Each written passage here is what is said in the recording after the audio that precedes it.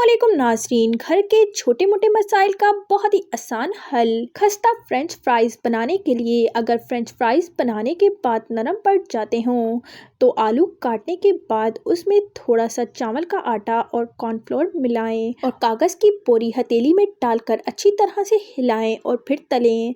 Chips तैयार हो जाएं तो उन्हें जस्ट कागज़ पर निकालें और एक चुटकी बेसन छिड़क दें।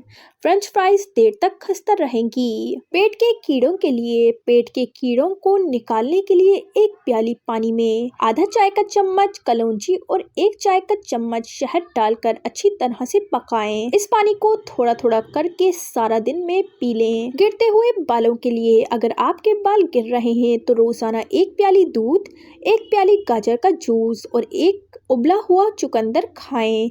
इससे बाल बहुत अच्छे और जानदार हो जाते हैं। इसके अलावा गिरते हुए बालों को रोकने के लिए बालों में 2 घंटों के लिए तेल लगाएं।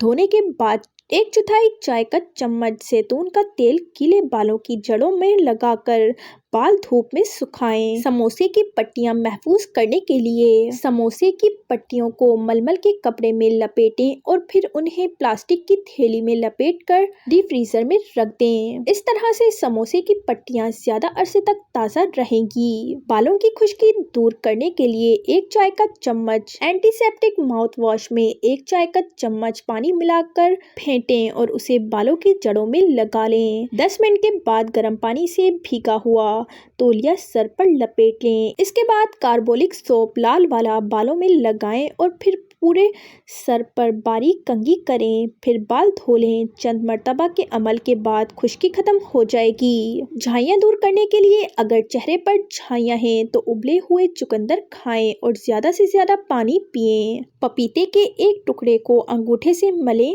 उसमें चंद कतरे अर्के गुलाब मिलाकर हाथ नीचे से ऊपर की जानिब ले जाते हुए झुर्रियों पर लगाएं।